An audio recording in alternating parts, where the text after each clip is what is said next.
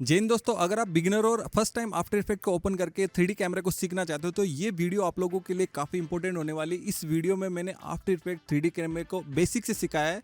अगर आप first time after effect open करते हो और आप 3D कैमरा को सीखना चाहते हो तो ये वीडियो आप लोगों के लिए काफ़ी इंपॉर्टेंट होने वाली, क्योंकि इस 3D कैमरे को यूज लगे कुछ इस तरह के वीडियो आप क्रिएट कर सकते हो। सोशल मीडिया पे अपनी वीडियोज़ पे व्यूज़ और ऑडियंस का ध्यान अपनी ओर आकर्षित कर सकते हो। तो वीडियो को बिल्कुल भी स्किप नहीं करें, वीडियो के अंत तक जरूर बने रहे। तो hello guys, my name is Anil and you watching tech Anil YouTube channel. दोस्तों, अभी तक आपने हमारे यूट्यूब चैनल को सब्सक्राइब नहीं किया तो जल्दी सब्सक्राइब कर ले और बेल आइकन पर जरूर क्लिक करें, जिससे जो आने वाला ऐसे मोर इन्फॉर्मेशन वीडियोस की नोटिफिकेशन आप तक पहुंच सके। तो गाइस, बिना टाइम गए वीडियो स्टार्ट करते हैं। Let's get started. दोस्तों, आफ्टर इफेक्ट में 3D कैमरे को बेसिक से सीखने के लिए आपको बेसिक जो आफ्टर इफेक्ट आना बहुत ही ज़्यादा इंपॉर्टेंट, जैसे यहाँ पे प्रोजेक्ट पैनल हो गया, कॉम्पोजिशन हो गया, टाइमलाइन हो गया, टूल्स बार हो गए, या फिर आप इफेक्ट पैनल, इनको कैसे यूज करते हैं वो चीज़ें आपको आनी बहुत ज़्यादा इंपॉर्टेंट है। इसके बाद में हम जो 3D कैमरे को आप अच्छी तरीके से सीख पाओगे। अगर आपको आफ्टर इफेक्ट का बेसिक नॉलेज नहीं है तो उस पहले आप उसकी क्लासें ले लीजिए। यहाँ पे आप स्क्रीन पे देख सकते हैं, ये जो वीडियोज़ हैं ये देख के आप आफ्टर इफेक्ट को बेसिक से सीख सकते हो। अगर आप 3D जो कैमरे का जो प्रोजेक्ट है वो इंपोर्ट करना चाहते हैं तो दो तरीके होते हैं प्रोजेक्ट को इंपोर्ट करने के लिए। यहाँ पे आप देखेंगे जो फर्स्ट हमारा जो प्रोजेक्ट इंपोर्ट करने का जो तरीका होता है वो फोटोशॉप में होता है। फोटोशॉप में हम अपनी जो फोटोज़ को लेयर वाइज है वो यहाँ पे हम उनको सेलेक्ट कर लेते हैं। लेयर वाइज सेलेक्ट करके हम इसको एडिट करके जब हम इसको सेव करते हैं तो PSD डाटा फॉर्मेट में आपको इसको सेव करना है। सेव करने के बाद हम जब हमारे आफ्टर इफेक्ट में प्रोजेक्ट पैनल में डबल टैप करूँगा और इस PSD डाटा फॉर्मेट को मैं इंपोर्ट करता हूँ, तो इंपोर्ट करने के बाद यहाँ पे लेयर ऑप्शन में एक एडिटेबल, यहाँ पे लेयर स्टाइलिश और मर्ज लेयर स्टाइलिश यहाँ पे आपको दिखेगी। एडिटेबल लेयर स्टाइल का मतलब होता है कि हमने जो अपने फोटोशॉप में जितनी भी जो फोटोज़ ली है वो यहाँ पे लेयर वाइज है और हम अपने इस प्रोजेक्ट पे लेयर वाइज काम करना चाहते हैं, तो वो यहाँ पे फर्स्ट आपको सेलेक्ट करना, और आप इसको मर्ज करना चाहते हो, सबको मिक्स ऐड करना चाहते हो तो आप उसको मर्ज कर सकते हो। बट मोस्टली आपको एडिट लेयर पे ही क्लिक करना है, जिससे हमारी जो फोटो जो सेपरेट यहाँ पे इंपोर्ट हो जाए। मैं यहाँ पे डबल टैप करूँगा जो कंपोजिशन पे, और इसको मैं अगर ओपन करता हूँ फाइल को तो यहाँ पे देखेंगे हमारी जो सारी चीज़ें वो यहाँ पे लेयर वाइज इंपोर्ट हो चुकी है और अब इस प्रोजेक्ट पे आप काम कर सकते हो। सेकंड जो मेथड है हमारा, आपको अगर कोई भी फाइल इंपोर्ट करनी है तो उससे पहले आप यहाँ पे कॉम्पोजिशन को क्रिएट कर लें, किस फॉर्मेट में आप वीडियो को एडिट करना चाहते हैं। मैं यहाँ पे 4K रेजोल्यूशन में इसको शूट करना चाहता हूँ या फिर HD में शूट करना चाहता हूँ, रील फॉर्मेट में। तो यहाँ पे आप अपना फॉर्मेट सेलेक्ट कर लीजिए और कौन से फॉर्मेट में आपका जो फ्रेम रेट है वो यहाँ से आप फ्रेम रेट सेलेक्ट कर सकते हैं। आप वीडियो की जो लेंथ है वो यहाँ से सिलेक्ट कर सकते हैं और बैकग्राउंड जो है वो सिलेक्ट कर लेंगे। मैं यहाँ पे ओके कर लेता हूँ, हमारा जो कॉम्पोजिशन है वो तैयार हो चुका है। अब यहाँ पर प्रोजेक्ट पैनल पे मैं डबल टैप करूँगा और यहाँ पे मैं कुछ PNG फ़ोटोज़ हैं वो ले लेता हूँ। ज़्यादा फ़ोटो लूँगा नहीं, क्योंकि ज़्यादा फ़ोटो बड़ा वीडियो बनने से आपको कैमरा है वो 3D कैमरा समझ में नहीं आएगा। तो यहाँ पे मैंने अपनी सारी की सारी जो फाइल्स है वो यहाँ पे ले ली। उस फाइल्स को अगर आपको देखना तो यहाँ पे एक छोटा विंडो दे रखा है, वहाँ पे ये जो PNG किस फ़ोटो है, कौन सी फ़ोटो, यहाँ पे आपको दिख जाएगा। ये सारी चीज़ें आपको इंपोर्ट करने के लिए सबसे पहले जो आपका काम होता है प्रोजेक्ट स्टार्ट करने से पहले, आप इन सभी PNG फ़ोटोज़ को है नाम दे दीजिए, क्योंकि अगर आप इनको नाम नहीं देंगे और यहाँ पे टाइमलाइन में इंपोर्ट करेंगे और प्रोजेक्ट जब काफ़ी बड़ा हो जाता है तो हम एक एक चीज़ ढूंढने में काफ़ी सारी दिक्कत आती है। तो मैं इन सब का रीनेम कर लेता हूँ। ये राइट क्लिक करूँगा रीनेम पे, यहाँ पे मैं इन सबको नाम दे देता हूँ। तो यहाँ पे मैंने सभी जो PNG फ़ोटोज़ का है मैंने नाम यहाँ पे ऐड कर लिया। इसके बाद में इन फ़ोटो को मैं सेलेक्ट करूँगा और इनको ड्रैग एंड ड्रॉप कर दूँगा अपने टाइमलाइन के ऊपर। टाइमलाइन में ऊपर इंपोर्ट करने के बाद यहाँ पे टाइमलाइन पे आपको माउस से राइट क्लिक करना है और यहाँ पे न्यू पे जाना है। न्यू पे जाने के बाद यहाँ पे आपको कैमरा दिखेगा, इस कैमरे को आपको ऐड कर लेना है। कैमरा वैसे मोस्टली दो टाइप का होता है। वन नोड होता है जो हमारा 2D एनिमेशन में काम आता है, और 3D और 4D एनिमेशन के लिए हमारा 2 नोड कैमरा काम आता है। तो अब हम इसमें कुछ छेड़छाड़ नहीं करते हुए सीधा हम ओके करके कैमरे को ऐड कर लूँगा हमारे टाइमलाइन में। कैमरा ऐड होने के बाद आपको पता है कि जब हम किसी प्रोजेक्ट पे 3D में काम करते हैं तो हमारी जो सारी जो फ़ोटो जो लेयर हमने अपने इंपोर्ट की है टाइमलाइन, कोई वीडियो फ़ोटो, वो सारी की सारी आपके 3D में होनी चाहिए। और यहाँ पे आप एक आइकन देखेंगे 3D लेयर का, तो इस सभी को आप 3D में कन्वर्ट कर दीजिए। जैसे आप 3D कैमरे को कन्वर्ट में करते हैं तो यहाँ पे आप कॉम्पोजिशन विंडो में देखेंगे।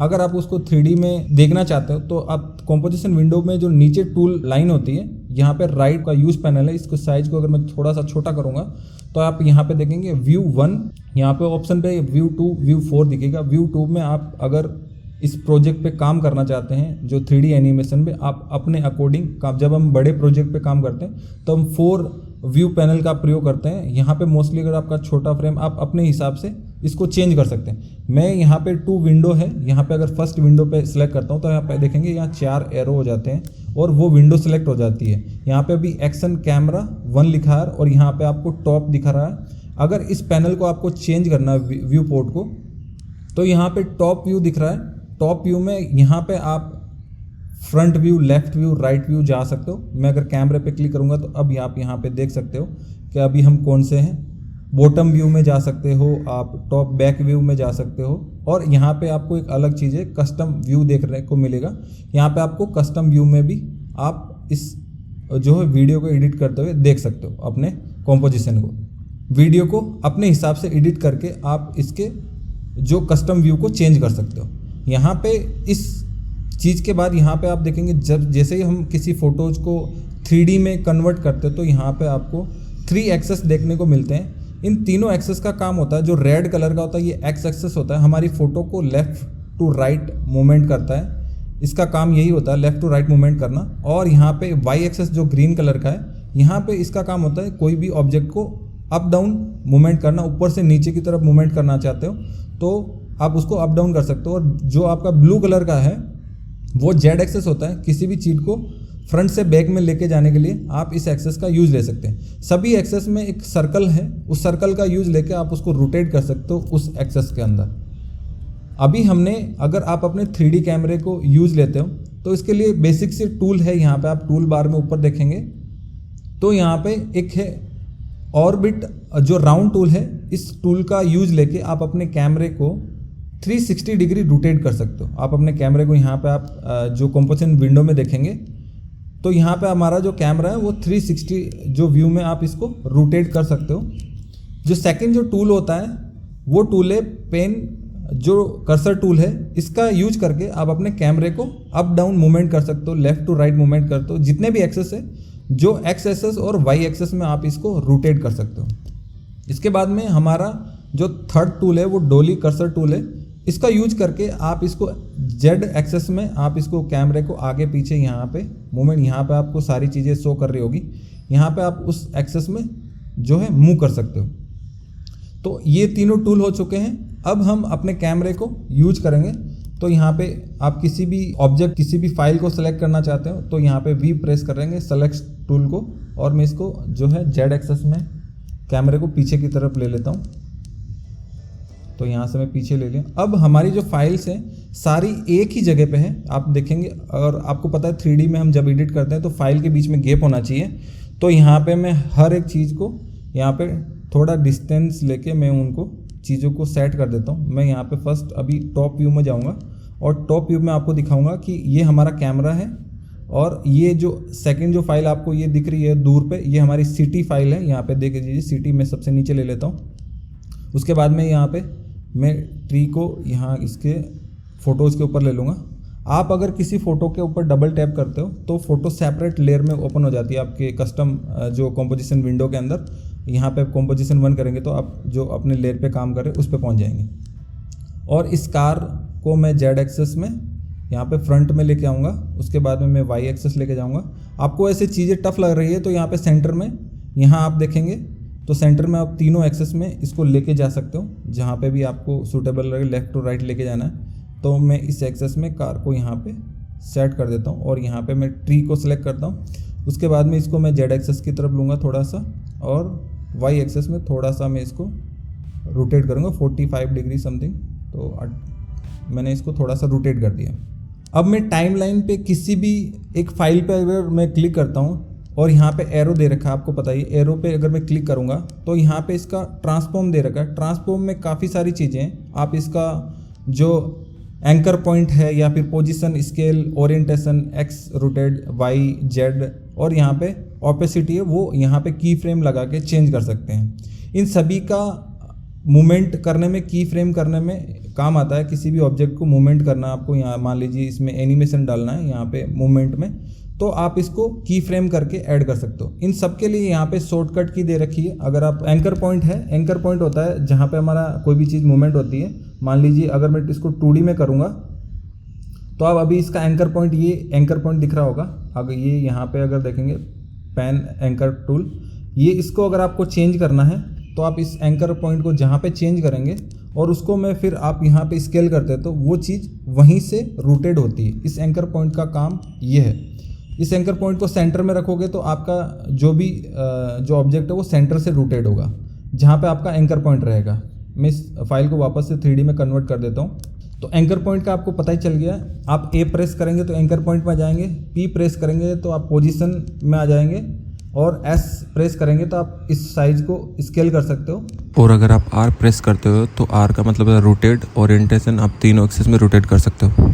और यहाँ पे ओपेसिटी है, इसकी जो लेवल है, जो ब्राइट लेवल को आप कम ज़्यादा कर सकते हो। तो ओपेसिटी में आपको टी दबाना है। बाकी मोस्टली जो भी सारी चीज़ें हैं वो इनके फर्स्ट जो लेटर है उससे ही इसका शॉर्टकट किए। आप स्क्रीन पे देख सकते हो सारे शॉर्टकट किए।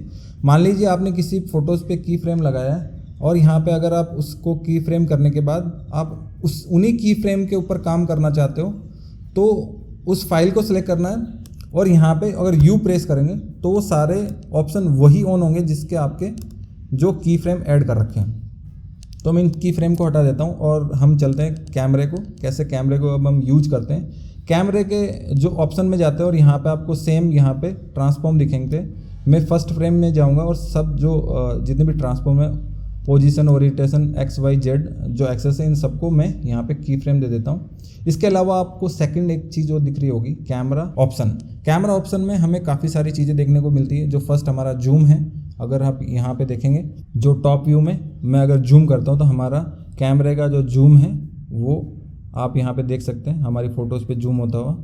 और यहाँ पे एक चीज़ है फोकस डिस्टेंस। इस फोकस डिस्टेंस का मतलब काम है जो भी बैकग्राउंड में ब्लर चीज़ें होती है उसको ऑन करना। अगर मैं इसको ऑफ कर दूंगा तो हमारे बैकग्राउंड में अगर किसी ऑब्जेक्ट को ब्लर करना हो तो वो ब्लर वगैरह नहीं होगा। तो अगर आपको ब्लर वगैरह चाहिए तो इसको ऑन करके ही रखना है। मैं इसको दिखाने के लिए फोकस डिस्टेंस को यूज़ लूँगा। फोकस डिस्टेंस यहाँ पर आप देख सकते हैं, आपके कैमरे के आगे दो चीज़ें हैं, दो लाइनें 1 और 2। ये जो फर्स्ट जो लाइन होती है सामने की तरफ जो है कैमरे के, इस लाइन का काम होता है जहाँ पे भी हमारा जो लेयर के पास हमारा ये जो है फोकस डिस्टेंस वाली लेयर आएगी, वो जो चीज़ हमारे कैमरे में फोकस रहेगी उसके लिए यहाँ पे एपरेचर को मैं थोड़ी साइज़ को यहाँ पे बढ़ाऊँगा और यहाँ पे जो ब्लर लेवल को मैं बढ़ा देता हूँ। तो आप यहाँ पे देखेंगे जो कैमरे के फ्रंट में वो ब्लर हो चुका है, बट यहाँ पे अभी आप देखेंगे कि मैं इस चीज़ को कार के ऊपर फोकस करता हूँ तो यहाँ पे हमारी कार है वो फोकस में आ जाएगी, और जो उसका जो पीछे का जितना भी बैकग्राउंड है वो हमारा यहाँ पे ब्लर आ जाएगा। यहाँ पे आप एक चीज़ नोटिस करेंगे, हमारा कैमरा, हमारी कार यहाँ पे और हमारा जो कैमरा है वो इस कार से आगे है। तो मैं इसको जेड एक्सेस में थोड़ा सा मैं अगर पीछे करूँगा तो अब आप यहाँ पे देख पाएंगे कि हमारी कार है वो फोकस में आ चुकी है। और अब आप ये चीज़ समझ में आ रही है कि एपरेचर है उसका और ये ब्लर लेवल का क्या काम है। अगर मैं इस ब्लर लेवल को 0 कर देता हूँ तो आप देखेंगे सारी की सारी चीज़ें वो ब्लर नहीं है। बट अगर मैं एपरेचर को ही 0 कर दूंगा और ब्लर लेवल को अगर बढ़ाता हूँ तो फिर ब्लर लेवल काम ही नहीं करे। एपरेचर का मतलब है हल्का सा उस बैकग्राउंड को है वो ब्लर देना है, उसके बाद में ब्लर लेवल को हम जो है कम या ज़्यादा कर सकते हैं। जो कैमरा ऑप्शन में फर्स्ट फ्रेम में हम यहाँ पे जो फोकस डिस्टेंस, एपरेचर और ब्लर लेवल को यहाँ पे की फ्रेम कर देंगे। और अब मैं इस कैमरे पे यू प्रेस करूँगा तो वो सारे की फ्रेम दिखेंगे आपको जिस की फ्रेम पे हमें काम करना है। मैं कुछ फ्रेम आगे जाऊँगा यहाँ पे और कैमरे को मूवमेंट करूँगा। अगर आपको कैमरे को मूवमेंट करना है, जूम करना है, तो आप इस डोली टूल का भी यूज ले सकते हो।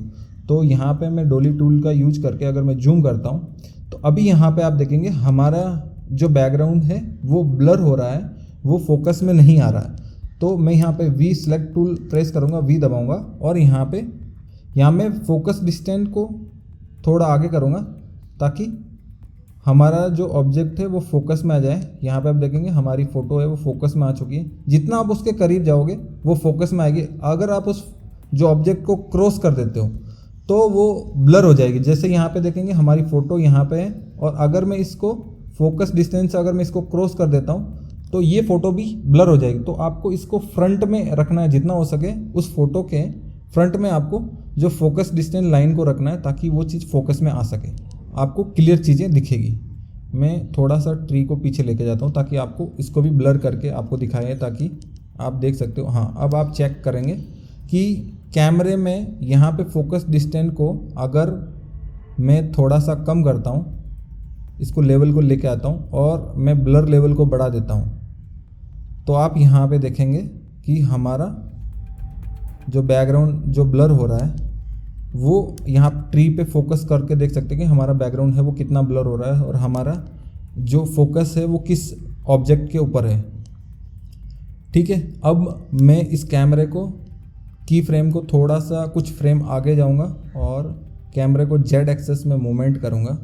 जेड एक्सेस में मूवमेंट करते हुए आपको लग रहा है कि इसके फेस के पास से हमें कैमरे को मूवमेंट करना है, तो यहाँ पे आप इस जो पेन टूल का यूज करके आप कैमरे की जो है जगह को चेंज कर सकते हो।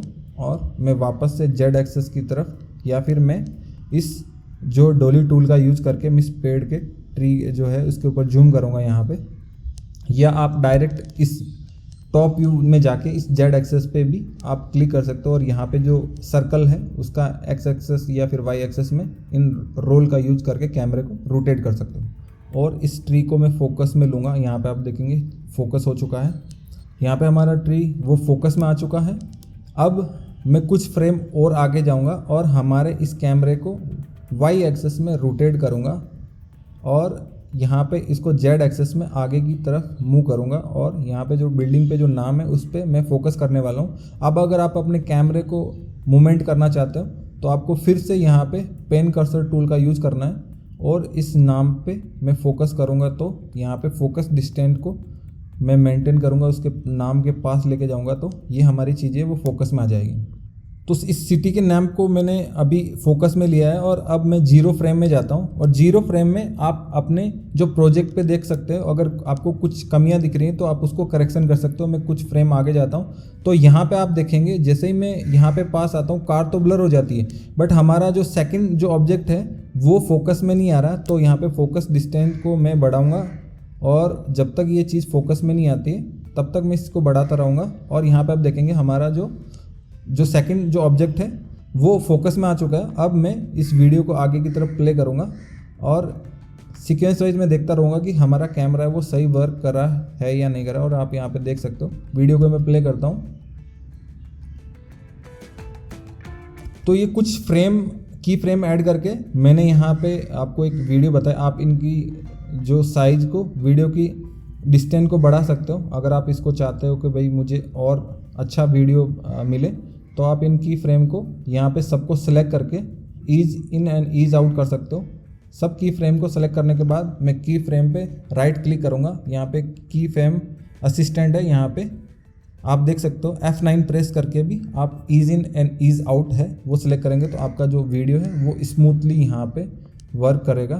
तो अब मैं इस वीडियो को अगर प्ले करता हूँ तो यहाँ पे आप देख सकते हैं कि हमारी चीज़ें काफ़ी सारी स्मूथ है, वो प्ले हो रही है, वीडियो काफ़ी अच्छा बना है। ऐसे आप इस 3D कैमरे को यूज़ लेके काफ़ी सारे अच्छे वीडियोज़ है बना सकते हैं। आपके अंदर क्रिएटिविटी होनी चाहिए, आप इसको कैसे यूज कर सकते हो। तो दोस्तों उम्मीद है इस वीडियो की मदद से आप आफ्टर इफेक्ट 3D कैमरे को बेसिक से सीख गए होंगे। फिर भी अगर आप लोगों के मन में कोई भी डाउट्स है तो आप वीडियो के कमेंट में या फिर आप मुझे इस आईडी पे फॉलो कर सकते हैं। मोस्टली वहाँ पे लाइव आता रहता हूँ, लाइव पे जुड़ के भी आप मुझसे बात कर सकते हैं। अगर वीडियो आपको अच्छा लगे तो प्लीज़ चैनल को जरूर सब्सक्राइब करें। Thank you so much watching this video. जय हिंद, जय Bharat and best of luck all of you.